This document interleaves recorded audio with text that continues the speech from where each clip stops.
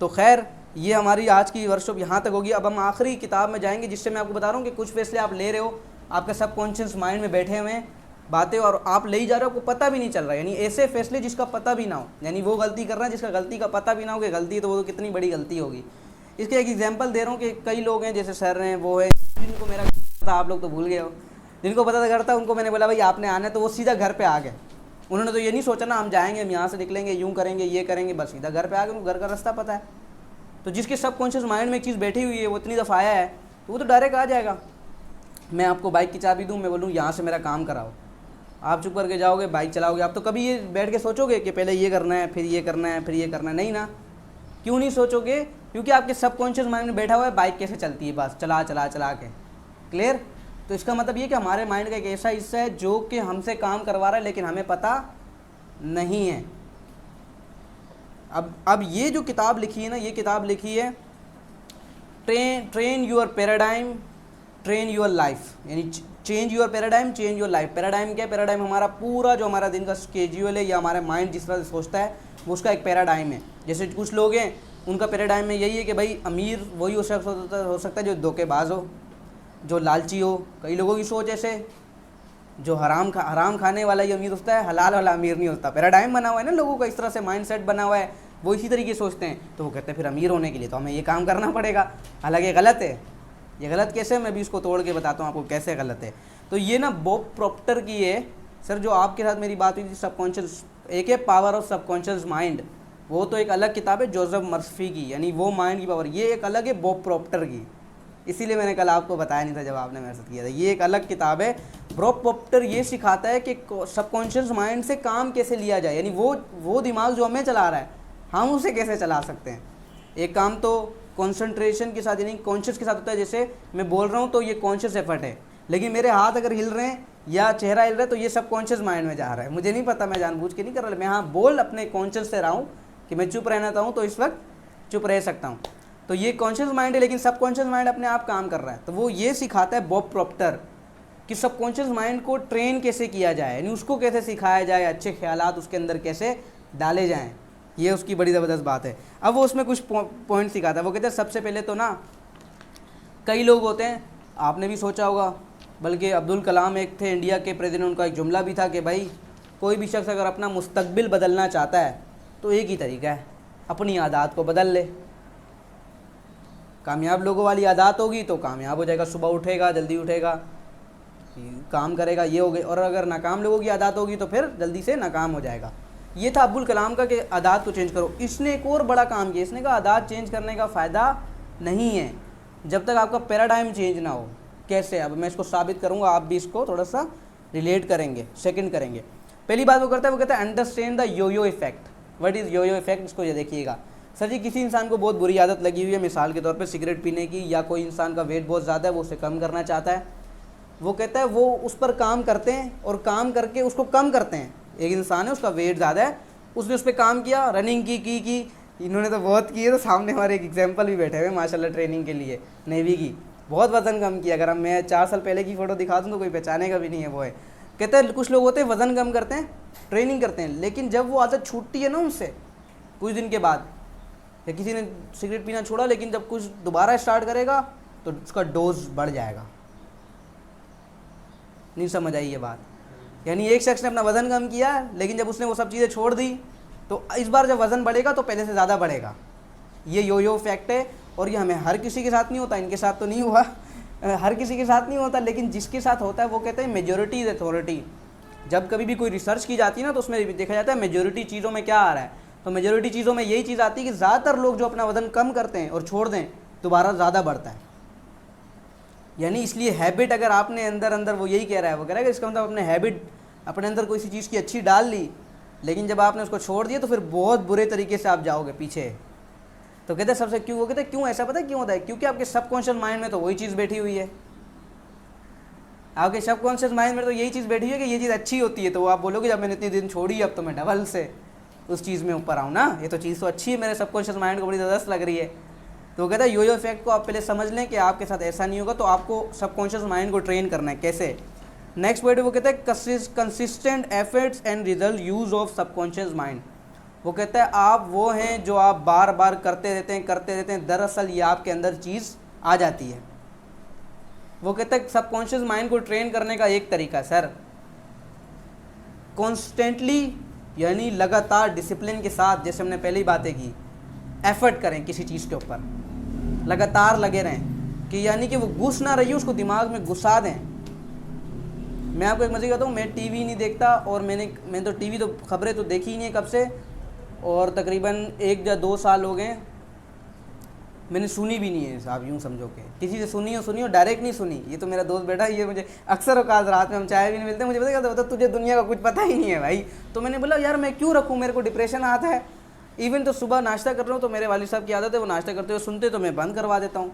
मैं कहता हूँ आप वो इन्फॉर्मेशन ले रहे क्यों हो यार, जो कि आपके लिए मसाइल का बाइस है, आप कुछ कर ही नहीं सकते, तो क्या है सबकॉन्शियस माइंड में तो आगे बैठ जाती है कि यूँ ही होता है, कि यूँ ही हो रहा है, सब कुछ बुरा ही हो रहा है। मीडिया कहाँ आपको अच्छी चीज़ दिखा रहा है, या तो अच्छी चीज़ दिखाए तो फिर हम भी देखें। समझ रहे हैं बात को? तो ये है, वो कह रहा है कंसिस्टेंट एफर्ट करते रहें अपने कॉन्शियस माइंड के ऊपर, उसको ट्रेन करें नई चीज़ के ऊपर। ये तो एक तरीका है, ये एक तरीका है। वो कहता है फिर अच्छा वो इसलिए अंदर से चेंज करना चाह रहा है। वो कह रहा है कि हैबिट को चेंज ना करें, आदत को, कि किसी ने बोल दिया कि अच्छा कई लोग, मैं इसमें एक एग्जाम्पल देता हूँ, सर तबलीग में होते हैं, ये जानते होंगे, मैंने खुद अपनी आंखों से भी देखा है, सर ज़्यादा जानते होंगे। कई लोग ऐसे तो तबलीग में वक्त लगाते हैं, माशाल्लाह बड़े अच्छे हो जाते हैं, अल्लाह उनको अच्छा ही रखे, लेकिन कुछ अरसे बाद अगर दोबारा ख़राब हुए ना वो, तो पहले से ज़्यादा होते हैं। तो वो कहते पिछले वाले तो माफ़ हो गए ना, अब डबल करो। उम्रे पे लोग हज करके आते तो ऐसी हरकतें होती उनकी। ये क्लियर सर, ये है लोग इसके ऊपर गवाही देते, पता अब तो पिछले माफ़ हो गए ना, अब क्या है, अब थोड़े से ज़्यादा कर लेते फिर जाके बख्शवा लेंगे।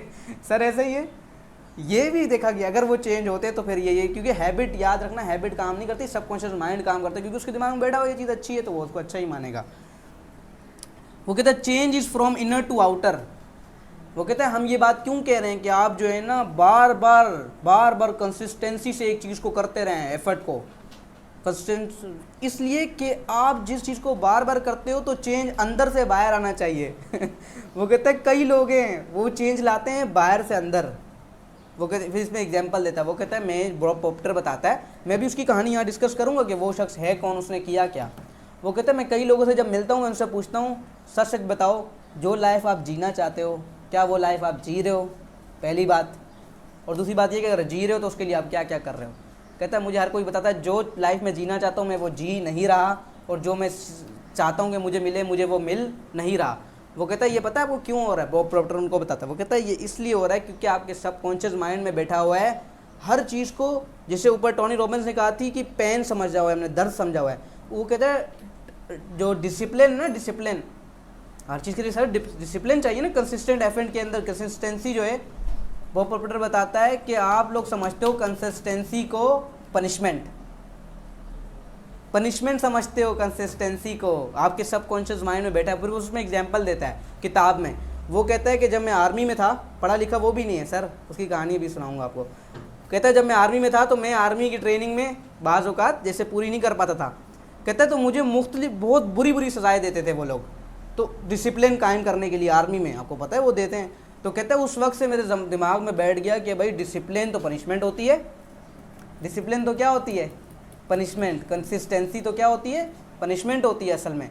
वो कहता है आपके सबकॉन्शियस माइंड में भी यही बैठा हुआ है कि अगर हम मेहनत करेंगे इसका नतीजा कुछ नहीं मिलेगा, ये तो इतना मुश्किल काम है।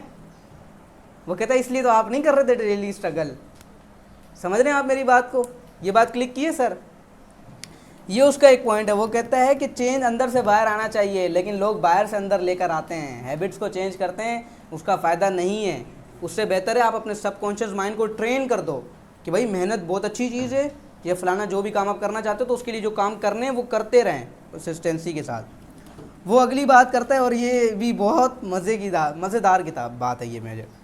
चौथा पॉइंट वो कहता है there is always a gap between superior information and inferior actions.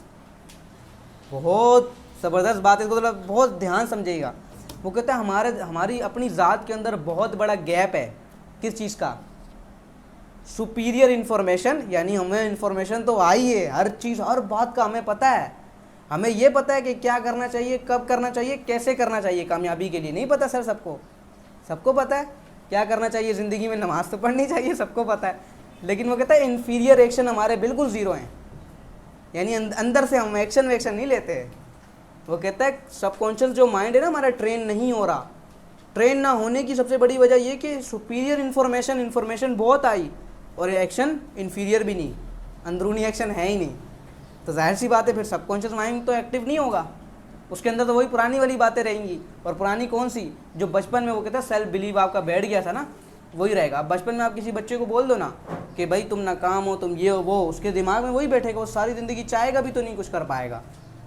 और बचपन से किसी को बोल दो, मैं अपनी लाइफ से बोलता हूँ, हम एक ये भाई है मेरा, एक इससे दरमियान वाला और है, वो मुझसे बड़ा लगता है। बचपन से 1 साल मुझसे क्लास में पीछे था, मुझे याद है हर कोई कहता था पूरे ख़ानदान में कि ये सबसे ज़्यादा ज़हीन दानिश, पूरे ख़ानदान में ज़हीन, और पूरे ख़ानदान में सबसे जो कम ज़हीन वो दानियाल। उसके बेचारे के दिमाग में ये बात बैठ गई। जब हम मैट्रिक लेवल तक आए उसका बी ग्रेड, मेरे A1 ग्रेड, ये तो हमारे स्कूल में था, पता है ना। मैं तो डरता था इन लोगों के साथ बैठ के, पता नहीं उसका बनेगा क्या। मैट्रिक तक सर उसका B ग्रेड, मेरा A1 grade, A grade A1 grade, उसका 20 ऊपर कभी गया ही नहीं। अभी मेरा दोस्त ये हारिस है ना, डेली आता है चाय पीने के लिए, तो ये अभी उसको देखते हुए ये कहता है भाई तुझसे तो वो बहुत ऊपर चला गया है, बहुत बड़ा शायर बन गया, पिछले साल भी जीता, इस साल भी जीता था उधर शानेल के अंदर। तो पता है वो हुआ कैसे, एक दिन उसने अम्मी को बोला, पता नहीं क्या बात हुई थी, मुझे नहीं याद, 1st 2nd ईयर में हम लोग थे। उसने बोला आपको पता है ये इतना ज़हीन नहीं है जितना आप लोग बोलते हो, और मैं भी इतना कुन ज़हन नहीं हूँ। सीरियसली उसने बोला आपने बचपन से सब ने इसको बोला ज़हीन ज़हीन ज़हीन ज़हीन ज़हीन, ये ज़हीन बन गया, और मुझे सब ने बोला नलायक नलायक नलायक नलायक, मैं नलायक बन गया। और ये बात मैंने फ़ील की कि ये बिल्कुल सही कह रहा है भाई, मैंने फ़ील की कि ये बिल्कुल सही कह रहा है। मैंने खुद इतनी दफ़ा इसको नलायक बोला है। असद को तो कभी नलायक नहीं बोला, तो वो तो असद तो ठीक है, उसको तो कभी नलायक मैंने नहीं बोला, इसी को इतनी मरतबा नलायक बोला इसलिए ये ऐसा बन गया। फिर मैंने उसके बाद उसको कभी भी ज़िंदगी में नलायक नहीं बोला, अब तो खैर वो मुझसे ऊपर ही है।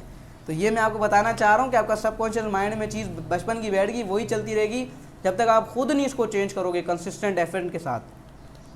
वही कह रहा है, बड़ा गैप है, हम जानते सब हैं कि करना क्या चाहिए, नमाज़ पढ़नी चाहिए दिन में, ये सब अच्छे काम हमें पता है, लेकिन हम करते नहीं क्योंकि इन्फीरियर एक्शन नहीं है।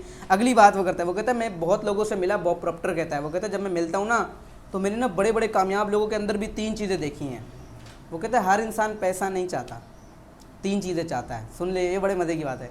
वो कहता है नंबर 1 वो चाहता है जी मेरे पास फाइनेंशियल सिक्योरिटी हो। फाइनेंशियल सिक्योरिटी से मुराद ये कि पैसा ना हो, लेकिन जो मेरी ज़रूरियात है ना उनके लिए मेरे पास पैसा हो। पीछे मेरे पास सिक्योरिटी हो, मुझे पता है जब मुझे पैसा चाहिए हो ना तो कभी ज़िंदगी में ख़त्म नहीं होगा। कहते हैं फाइनेंशियल सिक्योरिटी चाहता है, ये हमारे सबकॉन्शियस माइंड में हर किसी के बैठा हुआ है, पैसा नहीं हो, लेकिन पैसा नहीं हो।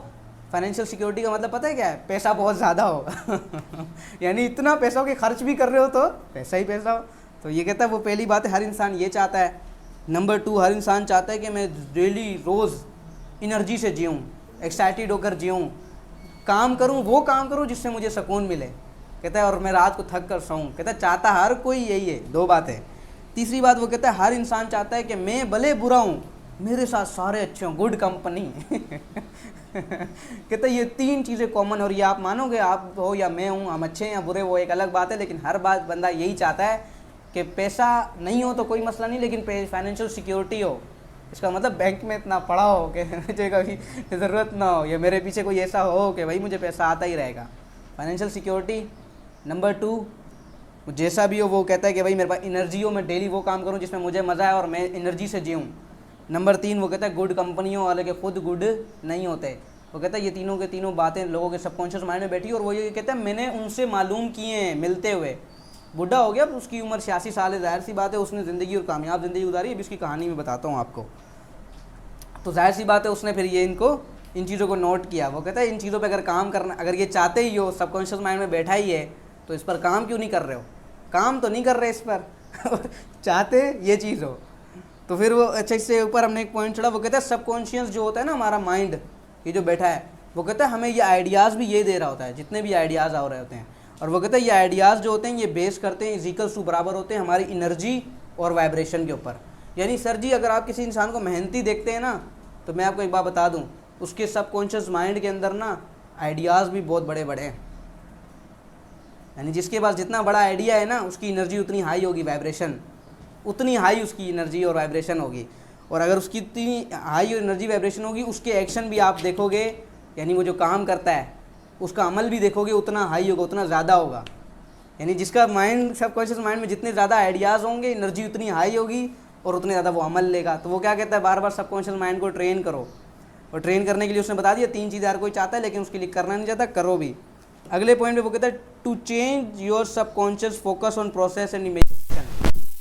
वो कहता है अगला पॉइंट सबकॉन्शियस माइंड को चेंज करने का।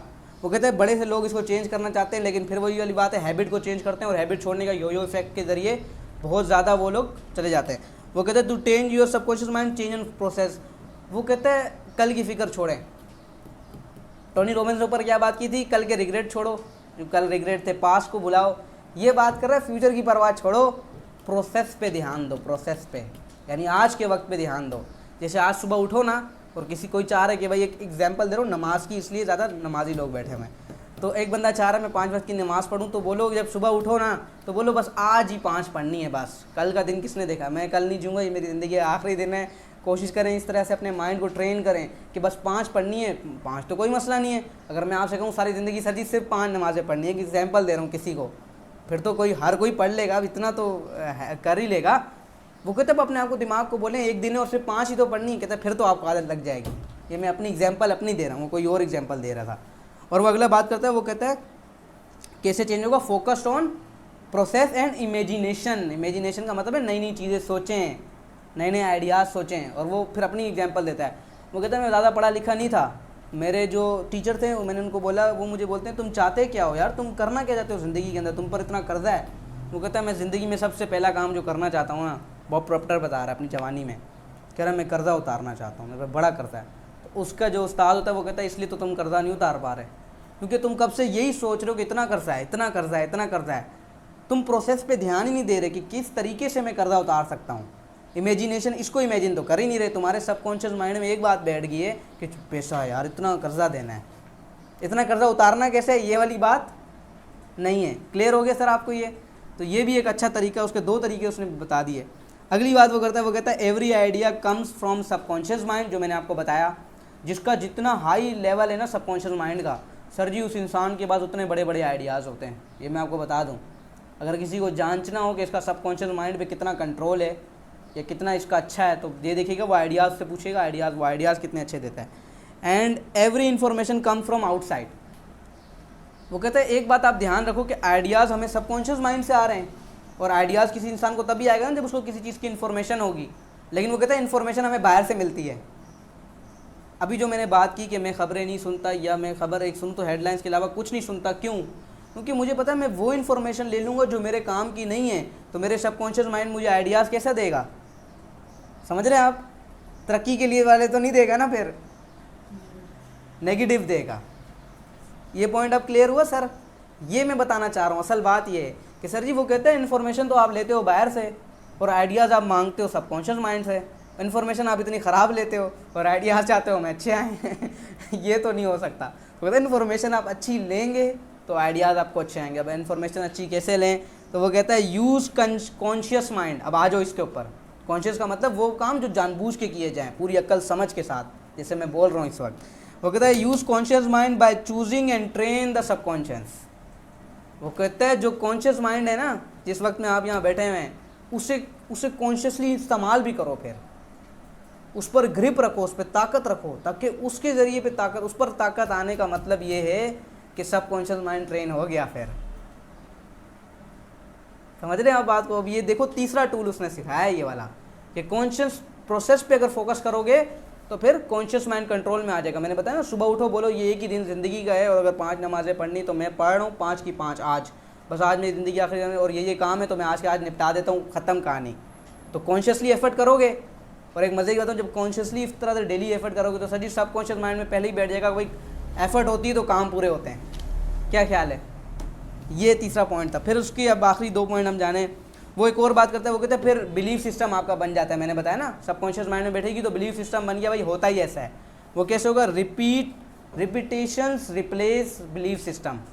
तो कहते हैं वो जो बचपन में आपके जहन में बैठ गए थे बिलीफ सिस्टम, रिपीटिशन से यानी बार बार करने से वो ख़त्म हो जाएंगे और नया बिलीफ सिस्टम बन जाएगा आपका। आखिरी बात करता है, वो कहता है habits change by changing belief system. फिर आपकी आदत जाके चेंज होंगी। यानी आदत पहले चेंज नहीं हो रही। कई लोग चाह रहे थे ना उनकी आदत चेंज हो जाए, तो आदत चेंज नहीं हुई। अब समझ आई आदत कब जाके चेंज होती है, जब कॉन्शियसली एफर्ट करते हुए आप अपने सबकॉन्शियस माइंड को ट्रेन करते हैं और फिर वहाँ से जाके आपकी आदत चेंज होती हैं। क्लियर? ये सबको समझ आई सर? ये पूरी की पूरी नोट्स की इसकी समरी थी। और ये पूरी अब मुझे उम्मीद है आप अच्छे फैसले ले सकते हो, कॉन्शियसली एफर्ट कर सकते हो आप। ये फिर भी किसी के सवाल तो हम करेंगे। असद खाना वगैरह ले आओ बेटा सबके लिए।